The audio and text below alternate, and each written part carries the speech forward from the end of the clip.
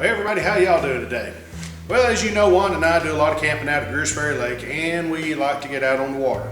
Now, we've had our 21-foot deck boat for about 11 years now. At least. And we've had a lot of good times out on the water with it. Booyah loves it and everything. But we've been kind of throwing around the idea of maybe getting something a little bit bigger, something along the lines of a cabin cruiser.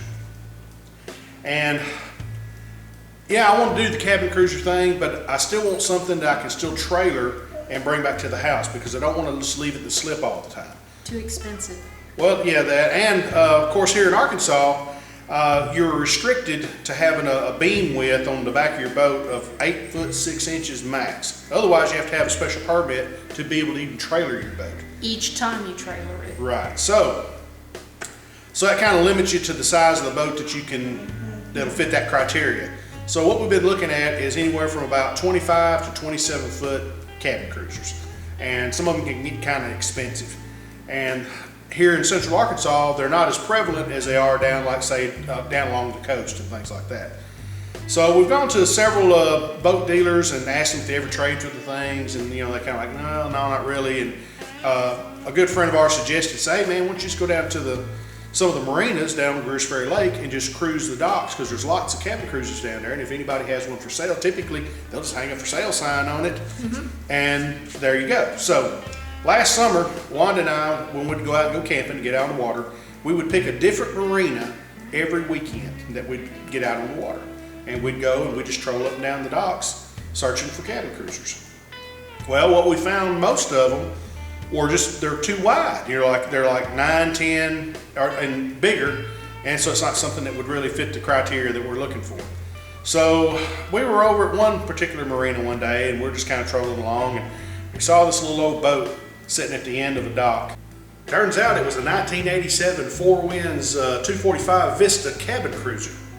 It's under a slip, and it looked like it'd been there for a long time. And I kind of jokingly said, hey, check out that right there. It looks like that might be something we're interested in. And she kind of looked at it and said, oh, hell no. And so, of course it was kind of poor looking. It kind of looked like the Charlie Brown Christmas tree of boats, so to speak. I mean, this poor thing sitting in there, it looked like it hadn't been moved in forever. It hadn't. The side of it was all faded out, and we kind of eased up there close to it and looked over in it.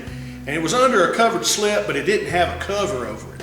And so the pigeons had been roosting on it, and cobwebs and pigeon crap and everything. I mean, the spider inside, condos oh man, everywhere. It was just covered. And I had to look down at the back of the boat, and I saw it was chained to the dock. And I knew what that was all about. And for you guys that don't know, people that rent slips for the year, you have to pay slip rental every year. Well, if you don't pay your rent, to keep you from slipping out in the middle of the night owing rent, they come back there and they'll chain your boat to the dock. So I saw that, and so I immediately went down to the marina, talked to the marina manager, asked him about the boat, and he said, yeah, the guy hadn't paid slip rental in about 3 years, So long story short, we kind of negotiated about it for a little bit, and I asked him if I could take a look at the boat a little closer, and he said, man, that old boat's pretty rough. I said, yeah, I know it is. But so went back, took a look at it. I thought it was worth taking a risk on, so we made the guy an offer. I'm not going to tell you how much it was, but it was cheap, I guarantee you. So all right. So now this was back last summer, all this is going on. And I told the guy, so give me a little time to round up a trailer so we can get this thing pulled out of the water, and I'll come by and I'll pay you for the boat, and we'll go from there. And he said, sure, no problem. So I'll get on Craigslist. I'm thinking, sure, I can find a trailer around here locally used, no problem. Well, let me tell you, trying to find a 25-foot, 24-foot boat trailer in Central Arkansas, or in Arkansas, period, is almost impossible. I mean, unless you're looking to buy a new one. Well, of course, this is the end of the summer, so we're kind of rocking on into September, early October. And of course, Wanda and I, we always take our annual trip to Orange Beach, Alabama. So I thought, well, hey, there we go. There's lots of big boats down in the ocean. They got lots of trailers down there. So I got to look at Craigslist, found all kinds of trailers down there. So we all went down to Orange Beach, and I did a little searching, found a bunch of trailers. A lot of them were rusted out, rotted out, was in saltwater damage. So finally found one. It was 6 hours away from where we were at Orange Beach. So we had to make a big day-long trip, and if any of y'all watched our videos we posted at Orange Beach, we'd said something about a little secret covert adventure we went on. Well, that's what it's all about. I'm gonna show you a little picture of the trailer once we got it back. So anyway, so now we get the trailer back to Arkansas. This is now we're rocking into the 1st of November. So then we go down and we actually extract the boat out of the water. And I'm gonna show you a little video of that.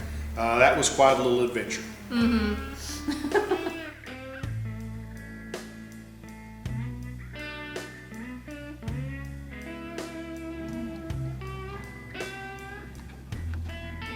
Good thing we got old brother to help us.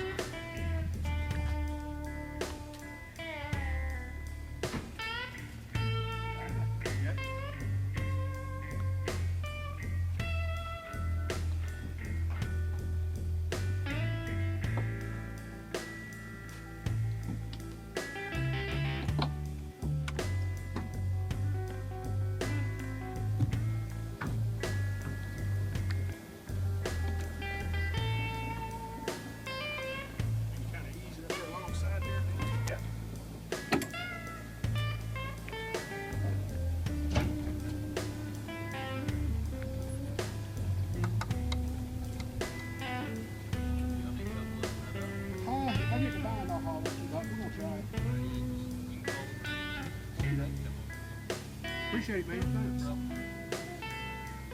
All right, got her on the trailer, sorta. Already got a battery, got the trim up, so we ain't gonna be dragging.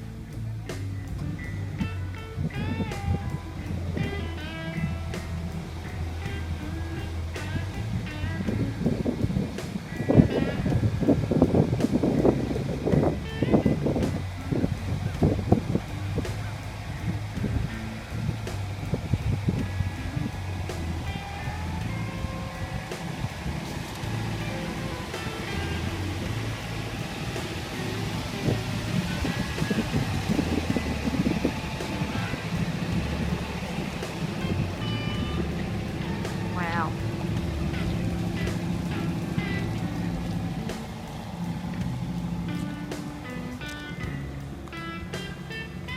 And there you have it. The SS Minnow has been found, complete with vegetation. All right. I'll let you pluck that off, Wanda. Oh, my first job. Kill it, kill it. Ew. Ew. Whew. All right, all you got to do is clean. I'll clean up the top half. You clean up the bottom half. Pass. With a power washer to start with. Ew. So you're really going to put it back in the water? Yeah, we got to shove it over. We got to get it on. The definition of skunky right there, folks. Get it off of what?